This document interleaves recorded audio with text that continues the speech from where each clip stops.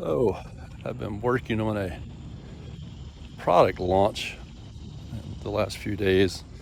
I'm building a website and learning about what I want to put into the website and trying to take videos. It's all a lot of work, and one of the things we have to do when every time we're trying to make steps towards something is learn. And that's why it's important to not only develop a good base foundation of knowledge when we're young. That's what school's supposed to do.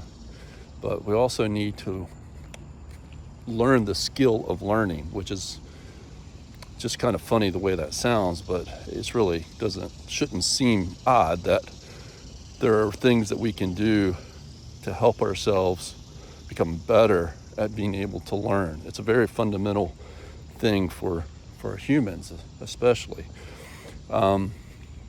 And that is, you need to learn how to find knowledge, how to look things up, how to use a library, how to use a dictionary. And even though much of your life is going to be about searching the internet, it's still those fundamental ideas are the same.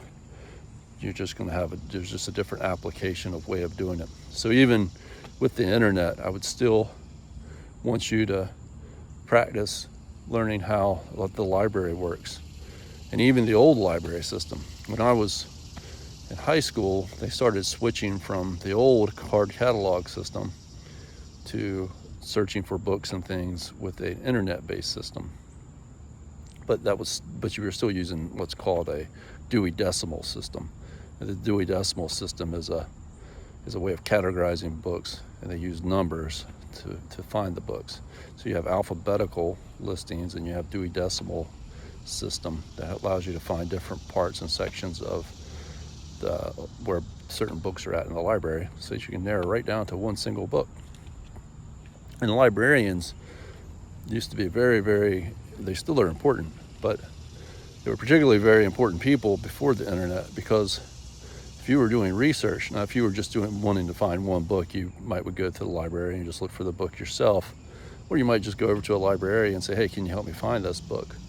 And that was an important job for the librarian, but even more important was that librarians used to categorize and organize all the books, and then when somebody had really heavy research that they needed to do, they would go to the librarian and give them a list of things that they were looking for, and the librarian would actually assemble all of that for them, so that then they would come back to the library and pick up all this information already collected for them. So it was very, very important. Like corporations and universities, they had librarians not just for the students, but they had them for their researchers and the people that were there doing in-depth work and book writing and stuff like that.